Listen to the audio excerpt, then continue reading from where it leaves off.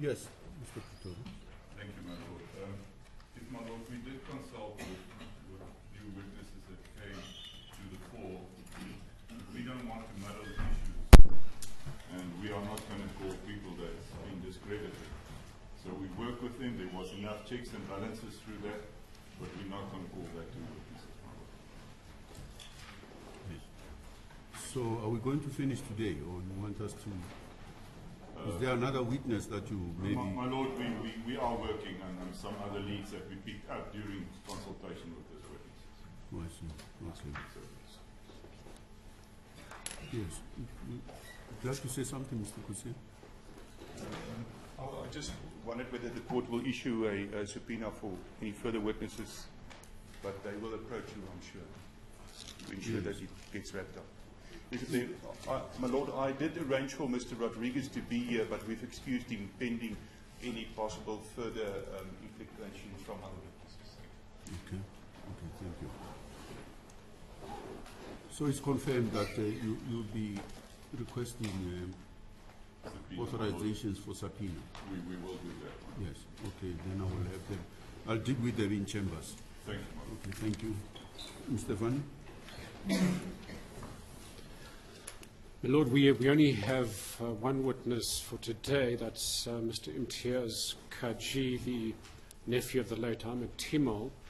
Before we commence with Mr. Cajee, I would just like to hand up the latest list of exhibits.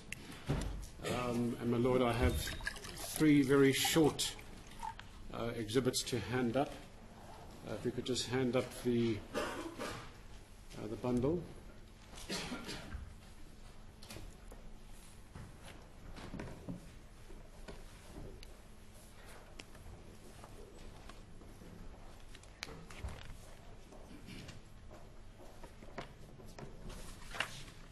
Yes. The first document, my Lord, is the updated list of exhibits as of today's date.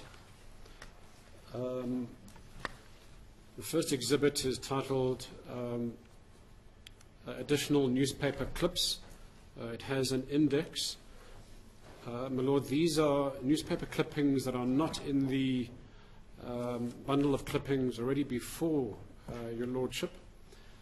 We thought we should include these particular clippings because they deal with reports emerging from the case brought by Mr. Esop's father, and there's some description about the injuries sustained by Mr. Esop. Your Lordship will recall that we've been unsuccessful in obtaining Mr. Esop's hospital records, but we put up these clippings which deal with reporting on the court testimony on those injuries sustained by Mr. Esop. We've marked that exhibit E1, Your Lordship. Your Lordship, the next exhibit is titled Tables of Deaths in Detention During Apartheid Era. My Lord, these consist of what we believe to be probably an almost complete list of persons who died in security police detention. We also have a list of deaths in John Vorster Square. We have a table dealing with all recorded alleged suicides in detention. And then the final table, my Lord, records known deaths from falls from police buildings. My Lord, this exhibit is marked O. And other council have copies of these? All council have copies. Yes. My Lord, the final exhibit is a memo put together from the Independent Police Investigative Directorate report for the year 2015 and 2016, and deals with deaths in custody, as well as cases of assault and torture dealt with IPAD during the 2015 and 2016 year. My Lord, we intend to make reference to some of these figures in our closing submissions. And my Lord, we've marked this exhibit P. This exhibit P, the figures stated here, do do they refer to people who died as a result of interrogation for security-related matters? Or My it's Lord, just people who died in detention, that's all? Yes, my Lord. The document it comes from is the financial report of IPID for the year 2015 and 2016. It's a document of some 240 pages long. Some of those cases do deal with alleged assault and torture, and I'll ask my attorneys to identify those cases. It's not disclosed in this memo. Yes. I just want to know, you know, we must put it in context. What we are dealing with here in regard to this particular inquest is torture at the hands of members of the security branch. Unless I understand it differently. It's members of the security branch. Now these, you could make reference to them. They occurred after the Constitution in the new democratic dispensation. And that's why I'm asking whether these are security related or these are just common criminality. What is the position? My Lord, the only proposition that we would like to make in our submissions is that the problem of assault and torture in police custody is far from over. Yes. Unless we're able to establish that some of those deaths are the result of torture, then we won't make reference to the deaths in detention. Yeah, we'll deal with it during argument. It's just that my brief is very narrow. Yes. I'm sitting here to look into the causes of the death of Mr. Timol. I don't want to extend the brief to then begin to, like a commission, look into the deaths in detention overall. That would be going too far afield. I'm sure you'll agree with me. Yes, we certainly agree with you. When we argue this matter, please just, we can have the picture, yes, painted out, and the fact that they are still continuing, but we need to focus on what brought us here. We intend to go no further than that, my Yes. Lord, and your point is noted. Yes. My Lord, I should disclose that we do have the personal file of Captain Hans Gloy. My Lord, we've decided not to hand that file up for two reasons. One, it comprises several hundred pages. And my Lord, we have been through that file and we have found nothing of particular relevance. In some respects, it is curious, given the serious allegations made against Captain Gloy that we have discovered in the file of Captain van Niekerk. Yes. But we bring to your attention that Captain Gloy's file discloses none of those allegations, which of course raises questions as to whether Gloy's file has been sanitized. And we note that he did reach the rank of brigadier, but we didn't want to burden your lordship with a rather large file that has nothing of particular interest in it. Yes. Okay. Lord, with your leave, we would now like to call Mr. Imtiaz Cajee to the stand. Yes.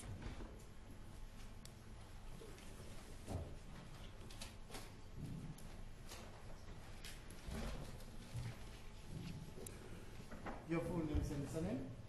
Imtiaz Cajee. Do you have any objection to taking the oath? No, I don't.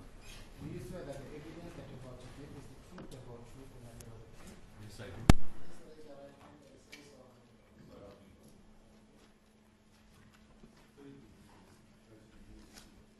I have to put you stand back, Mr. Cajee, before we commence, can I just confirm that you received the permission of the court to wear a T-shirt as opposed to a suit and tie? That's correct, my lord. Mr. Cajee, you made out an affidavit in preparation for this inquest. That's correct. Do you confirm that the affidavit, which was signed on the 20th of July, is your affidavit? Do you have a copy of it? That's correct, my lord. There's one factual error on page 25. The school was renamed not on the 29th of March 1997, but in 1999. That's paragraph 25. Paragraph 22, that's correct. 22. The year, my lord, is 1999, not 1997.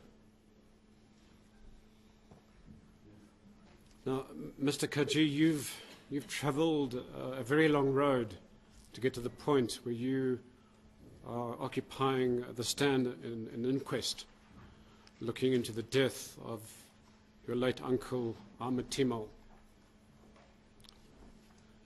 Would you like to express to the court how you're feeling after travelling this long road?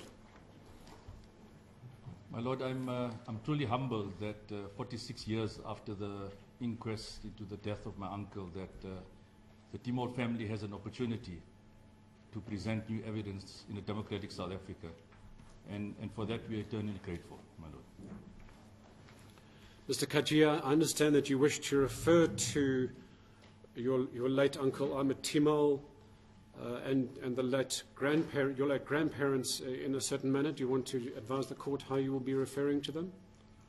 My lord, I'd like to refer to Mr. Ahmed Timol as Uncle Ahmed, and my other uncle, Mohammed Timol, as Uncle Mohammed. And I think it's just out of respect to both of them. And my grandparents occasionally as Papa, as for my grandfather, Haji Yusuf Timol, and my grandmother, Hawa Timol, as Ma. Mr. Cajee, can you explain to the court what kind of impact the death of Uncle Ahmed and the overnight disappearance of your uncle Mohammed Timol in 1978 had on you? My lord, the overnight and sudden disappearance of Uncle Mohammed had a tremendous impact on me. Age 12 in 1978, when the news broke from my mother that he was not found in his room by my grandmother, I started asking many, many questions. I wanted to know why did he have to leave the country? And in addition, I wanted to know why my other uncle, Ahmed, was killed in police detention. It had a tremendous impact on me. It affected my schooling. And I found it difficult to understand that I had to go and educate myself when there was a political uprising in the country. And I wanted to be part of the political uprising. And more importantly, my lord, I wanted to know about both my uncles, specifically Uncle Ahmed, who was killed in police detention. Thank you, Mr. Cajee. Now, Mr. Cajee, according to your statement, after you finished school, you spent time in the motor industry as well as the retail sector. I don't think we have to explain to the court what you did in those industries. But I see you did do some interesting work after the unbanning of the political organizations. You joined the Alexandra Health Centre. Please explain what that centre did and your role there. My lord, this is the same Alexandra Health Centre that Mr. Paul Erasmus referred to in his earlier testimony.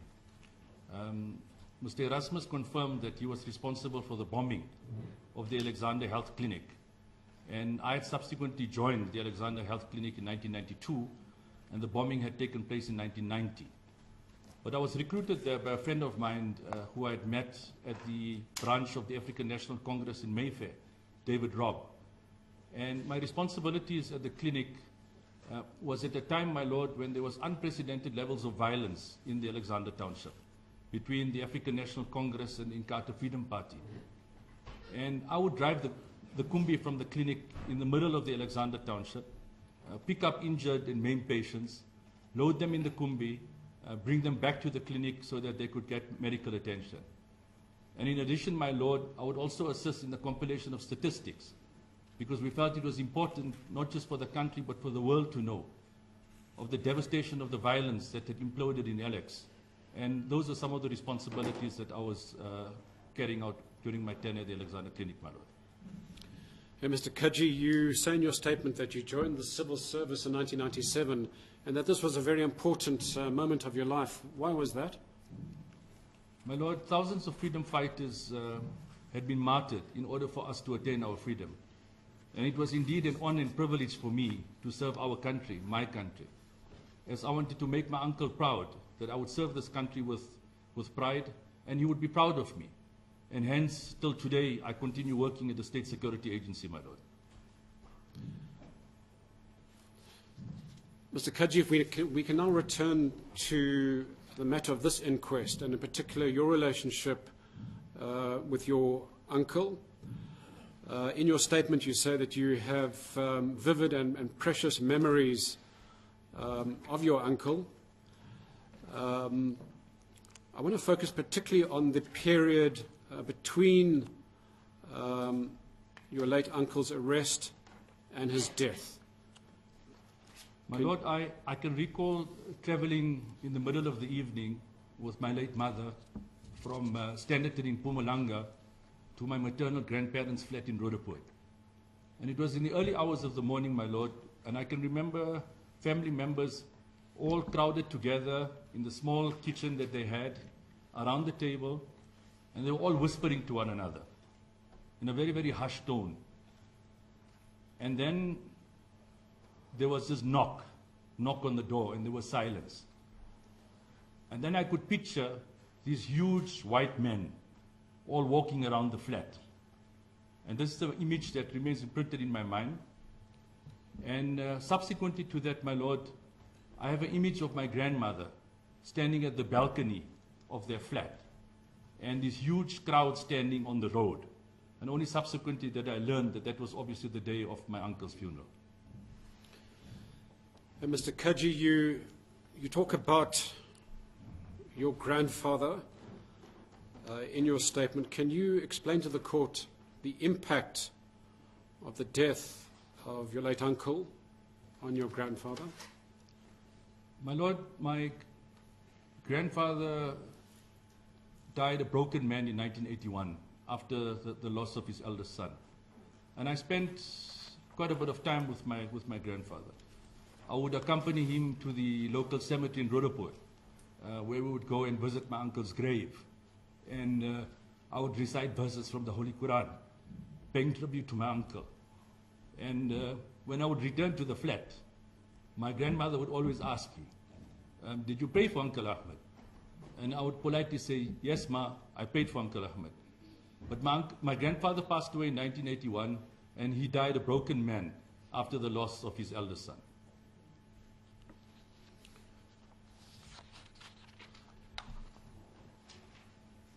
You say in your statement that your uncle Muhammad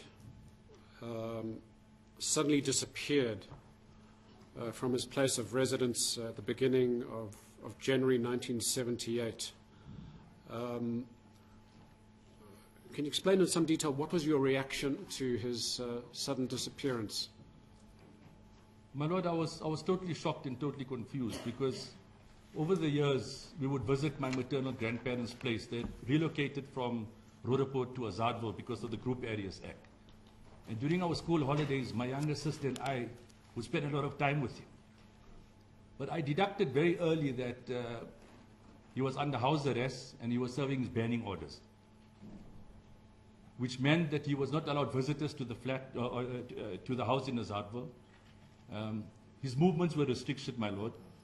And I specifically recall that he had to be indoors by 1900 hours during the week. And my grandmother would look at the clock in the kitchen as it approached 1900 hours, and she would start stressing, because if he arrived a minute later, he would be locked up again for breaking his banning order. He could not attend the wedding of his elder brother, Uncle Ismail. He could not attend the wedding of his niece, Fatima. And despite his banning orders and being under house arrest, I remember him has always been jovial. But when the news broke to me, my Lord, that he had just left unannounced, it left me very confused. And hence, I had many, many questions. It deeply affected my schooling, my Lord. And hence, I started a journey of probing my grandmother to find out about the lives of both my uncles.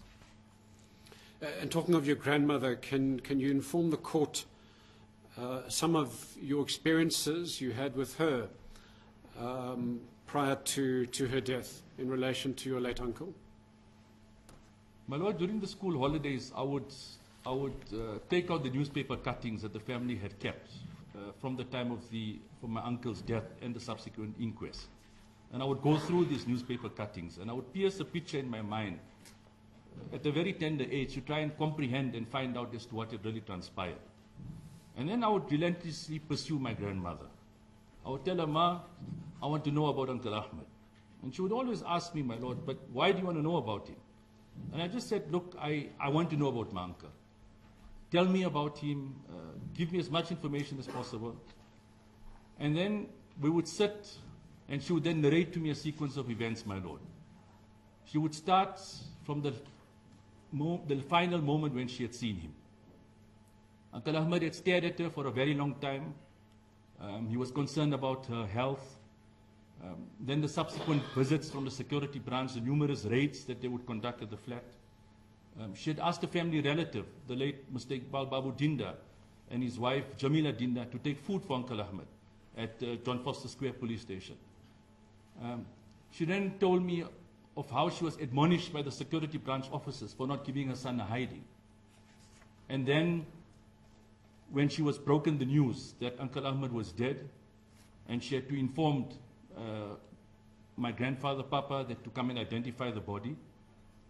And with grief, sorrow, and pain in her eyes, she would then narrate to me the condition of Uncle Ahmed's body, which was then returned to the family. And then she reminded me that my grandfather performed the final janaza prayer, which is the final funeral prayer, as part of our Muslim belief. And that was befitting farewell to Uncle Ahmed. You also mentioned in your statement that you and your family were not free of visits and surveillance by the security police. Can you explain that surveillance? My lord, my late mother would narrate to me that after Uncle Ahmed's death, and this is a period when Uncle Mohammed is still in police detention, which we then subsequently heard he was in solitary confinement.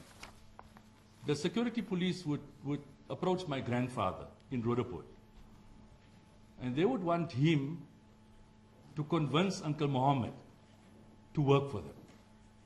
So in other words, they wanted him to be an informant, they wanted him to be a collaborator, or as we say in the townships, they wanted him to be an impimpi. And this is after the killing of his brother. And I think that just demonstrated the audacity of the apartheid regime. And my grandfather, obviously, with the contempt he deserved, dismissed it. But in addition, my lord, I remember specifically that the security branch officers would visit our home in Standerton, in Mpumalanga. And they would then ask my dad, this particular motor vehicle, this car registration number, this color of this vehicle, does it belong to you? And my dad would say, yes, it does belong to us. And they would then want to know that on these specific dates, this car was seen at this residence in Azadville.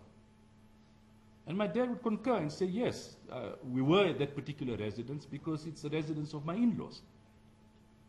And again, my lord, I deducted very, very quickly that my grandparents' home was under surveillance, they were being monitored, and more importantly, there were police informants within the community that were reporting to the security branch of any people that were visiting the residence of my grandparents. Mr. Cajee, can we move to the testimony of your grandmother at the Truth and Reconciliation Commission? Could you tell the court about that testimony and what you were prompted to do thereafter? My lord, my grandmother simply refused to appear in front of the Truth and Reconciliation Commission in 1996. But I had a very special bond with her, my lord, and she would always listen to me. And I convinced her. I said, look, Ma, even it's 25 years after Uncle Ahmed's death, it's important that that you go and testify. That not just the country, but the world should know that what happened to Uncle Ahmed. And very reluctantly, she appeared before the Truth and Reconciliation Commission. I think it was on the 30th of April 1996 at the Central Methodist Church in Johannesburg. My lord, unlike all the other conversations that we used to have in the comfort of a home, when I sat and listened to her in front of the commissioners, accompanied by her sons, Uncle Mohammed and her younger son, Uncle Harun, I was filled with emotion, unlike all the other conversations that we had, my Lord. And I had to hold back my tears. And on that particular day, my Lord, I made a silent vow to myself that from this day onwards, I am no longer just going to speak about Uncle Ahmed. I'm going to do something constructive in memory of my beloved uncle.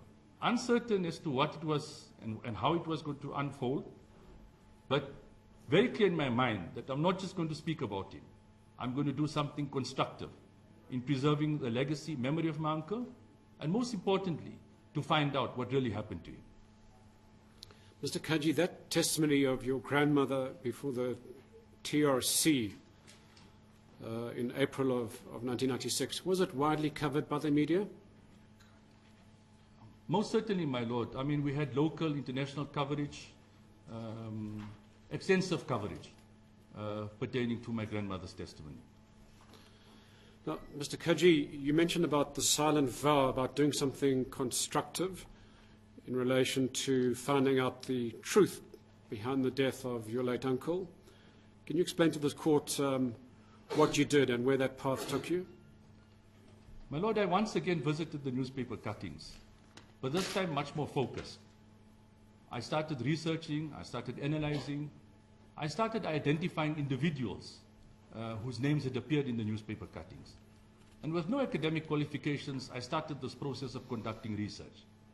Conducted numerous interviews, and already at that particular point, my Lord, we're talking of 1996, I had known within myself that this was my calling in life, that I was sent specifically to find out about the life of my uncle, and more importantly, to establish what really happened to him during his police ordeal, security detention ordeal. Thank you. My Lord, just for the record, I'm advised that the testimony of Mrs. Hawa Timol is part of the DVD that we handed up by the South African History Archives between life and death.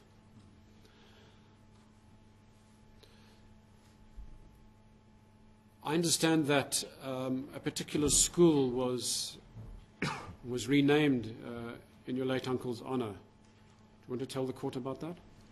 My Lord, my grandmother had made a number of requests to the TRC. One, obviously, was to get to the bottom of what really happened to her beloved son.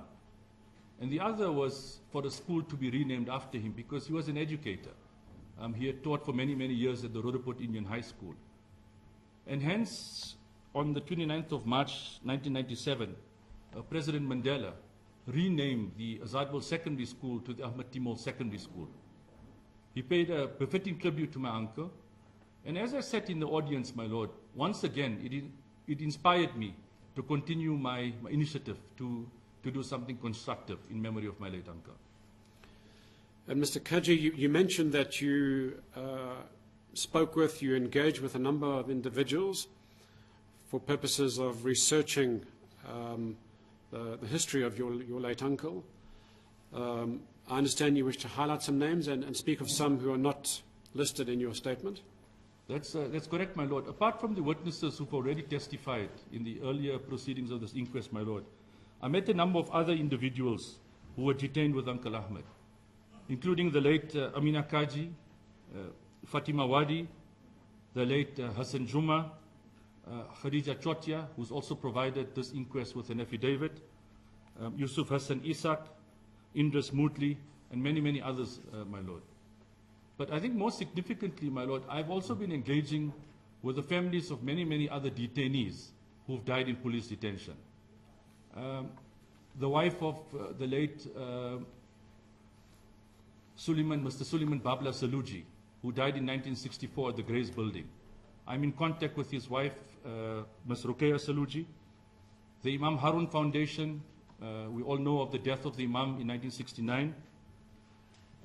The Mabilani family, my Lord, who've been attending the inquest from week one.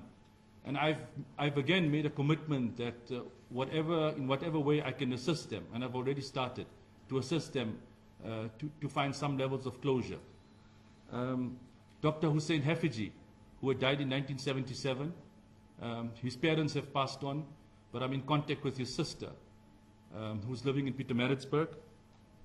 The Biko family, my lord. The Steve Biko Foundation have been very pivotal in supporting all the efforts of the Ahmed Timol Family Trust. And I think we're all well aware of the Steve Biko case. And also the son of the late Peter Chabaleng. Peter Chabaleng was a UDF activist who died in the late 80s. So these are some of the families of people who've died in police detention that I am in regular contact with, and in whatever way I can to assist them, my lord, I'm continuing in that regard. Mr. Cajee, I understand you want to make special mention of the late Mrs. Amina Desai. Yes, my lord. When I would spend time with my beloved uncle, age 5, he would take me to the residence of Mrs. Amina Desai. And it was her Anglia in which Uncle Ahmed was detained. It was the same vehicle he would drive me around. And so obviously I had a very close link with Mrs. Desai. But my lord, she was detained at the age of 53 and sentenced to 5 years imprisonment, which he served at Barberton and the Kroonstad prisons, which made her the longest serving Indian political prisoner at that particular time. And when she was released, my lord, in 1978, she was subsequently issued another banning order, a banning order and house arrest for another 5 years. And in a similar fashion as to how I would spend hours with my late grandmother, I spent many, many hours with Mrs. Desai, who I would fondly call Mummy. And in 2004, she had left the country to go and live with her daughter in Ireland. But one thing that always remained with me, my lord, is that she always told me that the apartheid government had punished her purely for allowing her house to be used by Uncle Ahmed to do his political work. And because of that, and the fact that she was totally unaware of what my uncle's activities were, she was sentenced to 5 years imprisonment. And I think, my lord, it's just appropriate that as we celebrate the month of August and we pay tribute to all our mothers, that we pay tribute to Mrs. Amina Desai. Mr. Cajee, during the course of your investigations, is it correct that you pursued the known interrogators of your late uncle for purposes of attempting to interview them, and that you attempted to interview Captains Gloy and Van Niekerk? Can you tell the court about those experiences? Yes, my lord. I had identified that a number of them were alive at that particular time. And instinctively, I managed to make contact with Captain Gloy. But my lord, I'd just like to put it in context that all the years that I have been through this particular journey, I have always been polite and very respectful, including many of the other detainees who were arrested with Uncle Ahmed. And there were instances where they had refused to see me. And I respected their wishes, my lord, including close friends of his who were not willing to give me an interview. But at all particular times, I've remained dignified, I've remained respectful, and I've accepted the decisions that they had made in cases where they were not prepared to see me.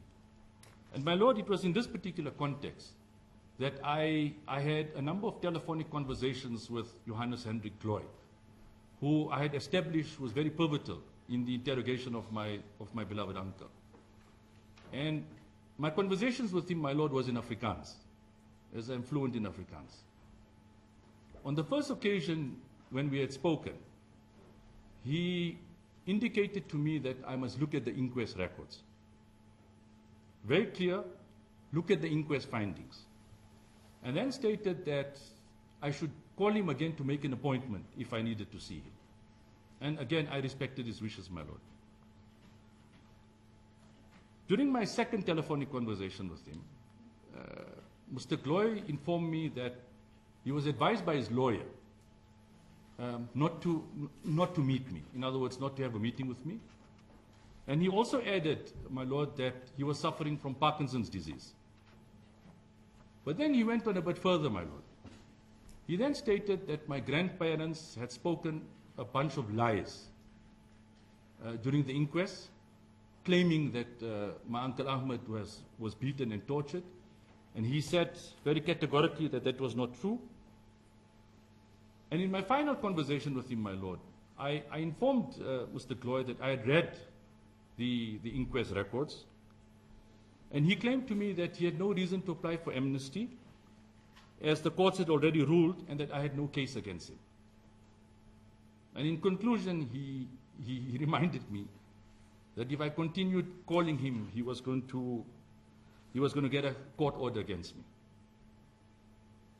And I respected his wishes, my lord. However, the urge for me to pursue the matter, and in 2007, I wrote him formal correspondence. I sent him a letter, in the old-fashioned proper letter through the post office, where once again I made an appeal to him. I said, look, the years are passing on, his time on the earth is coming to an end, and would he not reconsider the fact that, you know, we can meet and find some levels of closure? But unfortunately, my lord, I had no response from Mr. Gloy. And just for the record, my lord, we have provided these dates of death to the court already, but Captain Gloy passed away in 2012, and Captain van Niekerk died in October of 2006. So in those, prior to those dates, they were available. Mr. Cajee, can we turn to your efforts to secure justice for your late Uncle Ahmed? Your statement discloses an endeavour to do this when, in 2003, you approached the National Director of Public Prosecutions. Can you explain to the court what you did in that regard? Yes, my lord. As I stated earlier, I had established that a number of the security branch officers that were responsible for the arrest and detention of my uncle were alive, knowing very well that none of them applied for amnesty or were ever subpoenaed at the Truth and Reconciliation Commission in 1996. And hence, I had sent formal correspondence to the then National Director of Public Prosecution, Mr. Bulelani Nuka, urging him to follow up on this matter, and most importantly, reminding him that many of those security branch officers were alive, my lord. And I indicated that there was sufficient evidence pointing to the fact that my uncle was murdered. And what was the response to your request? My lord, I was notified by a letter from Advocate R.C. McAdam, who was a deputy head of the Priority Crimes Litigation Unit of the NPA, dated 25th of February 2004, that the investigations had produced negative results. And had also established through an internal memorandum, also of the PCLU unit, dated 29th November 2006, titled Report of the Progress Made by the Task Team on the TRC Cases, that had confirmed that the matter was closed. And I think this letter is attached to my affidavit. Yes, that's correct. And Mr. Cajee, how did you feel after receiving such a response? My lord, I was very disappointed, as I thought that the response of the National Prosecution Authority was very cavalier and very uncaring. And it deeply disturbed me, because this was a perfect opportunity, as these security branch officers were alive, that they could shed more light as to what had transpired to my beloved uncle.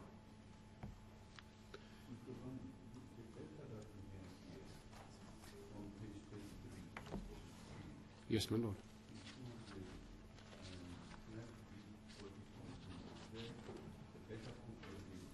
My lord, we will get you a better copy of that annex.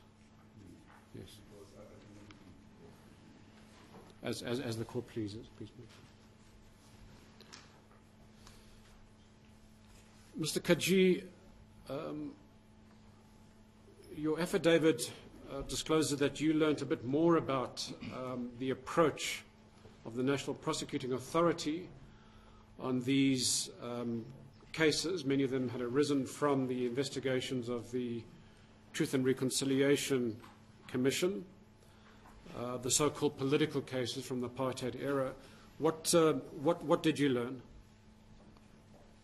My lord, I'm going to make reference to the case that is known as the Nkadimeng case. Nkadimeng and others versus the National Director of Public Prosecution and others. My Lord, we will provide necessary documentation if the court requires, which will shed more light in that. And my Lord, I'd established that the sister of Nokuthula Simelane, Nokuthula Simelane, who was abducted in 1983 and tortured and then subsequently killed, and the widows of the Craddock Four, the young freedom fighters who were killed by hit squads in 1985, that there was something more sinister that was playing out at the National Prosecution Authority at the time. During the Nkadimeng case, my Lord, the National Director of Public Prosecution was forced to disclose a secret 2004 government report titled Report of the Amnesty Task Team, my Lord. And it was revealed on the 23rd of February 2004 that Government Directors General Forum had appointed a secret Amnesty Task Team that was to address, amongst other issues, I quote, the absence of any guarantee that alleged offenders will not be prosecuted, unquote. And it explored different ways of avoiding the state's responsibilities to prosecute offenders that were denied amnesty by the TRC or who had failed to apply for amnesty, my Lord. And I understand you wish to highlight a certain part of the judgment of Judge Lekhodi in that particular matter, the Nkadimeng matter. The judgment was handed down in 2008. That's correct, my Lord. I'd just like to quote. Judge Lekhodi states, crimes are not investigated by victims. It is the responsibility of the police and prosecution authority to ensure that cases are properly investigated and prosecuted, unquote. I think, my Lord, that this is very, very profound, because it just does not only impact on the Timol family, the Simelane family, the wives of the Craddock Four, but many, many other families that have suffered similar fate during the apartheid era. Mr. Cajee, in your statement you say that the family of Nokuthula Simelane and the widows of the Craddock Four are still waiting for judgment, for justice, and that the family of Simelane had to take certain action. Do you want to explain to the court what action that was? Most certainly, my Lord. I mean, the Nokuthula Simelane family, on the 20th of May 2015, was forced to file an application before the Gauteng Division of the High Court in Pretoria, in which they sought orders compelling the South African police to finalize their investigations, and an order compelling the National Director of Public Prosecutions to make a decision. So it's very clear, my Lord, that the process has been stalled, and I can only imagine the burden and pain that the families, the Simelane and the families of the Craddock Four are going through this particular process. And you also say in your statement that that particular case disclosed evidence of political interference in the decision-making process of the NPA. Do you have any thoughts on that allegation? Yes, my Lord. I mean, the application disclosed evidence of gross political interference in the operations of the National Prosecution Authority. And this is depicted in the affidavits of the former National Director of Public Prosecution, Advocate Vusi Pikoli, and the former head of the Priority Crimes Litigation Unit, Anton Ackerman, SC. And it explained how political cases from the past were deliberately suppressed. Mr. Cajee, let's turn to the launch of your book. Can you inform the court when you published it and how you launched it? My Lord, we managed to publish the book titled Timol, Quest for Justice in 2005. Importantly, we did the launch at the Johannesburg Central Police Station, which was the former John Foster Square Police Station, the same building in which Uncle Ahmed was killed. And we had the Minister of Safety and Security at the time, who was the main speaker, and then we had the South African Police Choir singing the national anthem. But my Lord, I'd just like to elaborate that all the royalties that I had accrued from the sales of these books, and we sold between 5,000 and 6,000 copies of the book due to generous donations from the public, that the royalties have been used in projects to preserve the legacy of my uncle. Unfortunately, my Lord, we live in a society today where We are only one-track minded with the sole objective that anything we do is to generate revenue and to make profits. So this particular exercise was not to make money. It was about preserving the honor and legacy of my uncle, and for the first time ever, to have any publication paying tribute to my late uncle. And Mr. Cajee, please explain why it is you and the Timol family sought to reopen the inquest into the death of Ahmed Timol and what steps you took. My uncle Mohammed had consistently reminded me over the years that it was important for us to reverse the inquest findings. Because as a family, we had never believed that Magistrate de Villiers' ruling in 1972 that Uncle Ahmed had committed suicide was a correct one. The family had always believed that it was a farce, it was a cover-up, and it was imperative that we rectify those findings so that the annals of our history can correctly reflect that Ahmed Timol did not commit suicide, but he was rather killed or murdered in police detention. And briefly outline the steps you took in order to have this inquest reopened. My Lord, I made contact with the former TRC Commissioner Yasmin Suka, who is heading the Foundation for Human Rights in 2009. And we discussed the issue of reopening the inquest. But my Lord, I must acknowledge that I dragged and delayed my feet. I was dragging my feet as I felt that the timing was not right. And Ms. Suka always waited for me, and I just disappeared off the radar. But around 2015, I once again went back to see Yasmin Suka, and we convened our first of many meetings in the presence of Yasmin Suka, Advocate Howard Vani, and also Mr. Frank Dutton. And we agreed that it was important for us to look at new evidence that we could unearth. And the meeting concluded that Mr. Frank Dutton would be appointed as the investigator in the Timol matter. He conducted his investigations, my Lord, and in January 2016, we had a meeting with the National Director of Public Prosecutions, Mr. Sean Abrams, on the 19th of January 2016 at the offices in Silverton, where Advocate Vani and Mr. Dutton presented new evidence warranting and requesting that the inquest be reopened in order for justice to prevail.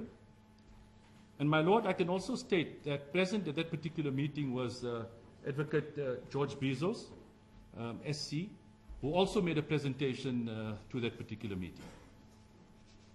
On the 26th of October 2016, which was a day before my uncle's 45th anniversary, my Lord, the National Director of Public Prosecutions, Mr. Sean Abrams, announced that he had supported our application, and hence the process had commenced for reopening of this particular inquest. Thank you, Mr. Cajee. Mr. Cajee, can we conclude by asking you to set out the recommendations that you have for this court? I would like to respectfully, my Lord, request that this honorable court look at following recommendations that I would like to make to the authorities. I think there are 4 of them, my Lord. The first one is the erection of a sculpture outside Johannesburg Central Police Station, which again was the former John Foster Square Police Station, paying tribute to all political detainees who were killed during the apartheid era throughout the length and breadth of the country. And in addition, alternatively, my Lord, a dedicated memorial for Uncle Ahmed. This is on the south wing of the building, on the area where he had fallen. So that is my first recommendation, my Lord. The second one is the conversion of the south wing of the 10th floor of Johannesburg Central Police Station, that it be converted into a memorial and a shrine. And this could be done in the form of a museum or an educational center that will be accessible to the general public, my Lord. And it's important that the focus of this particular content tracks the history of security detention and its abuses during the apartheid era. I would also like to add, my Lord, that room 1026 and all other rooms that were used for interrogating political detainees at the time be transformed into its original form as to how it appeared in 1971. The third recommendation, my Lord, the energetic and vigorous investigation of all apartheid-era cases that have not been concluded. And here, my Lord, I would like to emphasize on the issue of time. That is very critical that this happens very quickly and very rapidly. And as we had seen during this particular inquest, that many of the perpetrators are old. So hence, the issue of timing and urgency is very important. And I would also add, my Lord, that there's a creation of a dedicated team, carefully selected, of investigators and prosecutors who would lead these particular investigations. And an appeal should then go out to all other state entities that they should supply necessary documentation to this particular investigation unit. And finally, my Lord, my final recommendation is that the files of all political detainees during the apartheid era be made available. In other words, they be declassified and they be handed over to the families of loved ones, as I'm very convinced and certain that it will assist them in finding some levels of closure. And as we had ascertained during this particular inquest, my Lord, that the files of security police officers has provided valuable information. And hence, that is my final recommendation, my Lord. Thank you, Mr. Cajee. Anything else? Thank you. No further questions. Know what we've said, but as you are probably aware, the recommendations that I can make as a judge in terms of very narrow. But I will mention what you have said, but I have to keep to section 16, which has to focus on the cause of death of Timol. Mr. Pretorius, are there any questions you In have? the line of the narrow scope of section 16, as you just alluded to, I've got no questions. I don't Yes. necessarily agree with everything you say, but in the light of what you've clarified, I've got no questions. Yes. I've got no questions to the representative. Okay. Mr. Cajee, I'm sorry that it's possible that other witnesses may come after you. I thought I would give you the honor. But thank you very much for coming through. I have read your affidavit before coming to court, and I'm aware of even the recommendation that you want us to make. But I will look into that. Okay. Thank you very much for testifying. You are excused. Thank you. Yes, Mr. Van. My Lord, we have no further witnesses for today. For today. So we will stand down until Wednesday, just to give time for the service of the subpoena, and hopefully that the witness will be here on Wednesday. Okay, then As we the will. court pleases. Yes, we'll stand down until Wednesday, 10 o'clock in this court.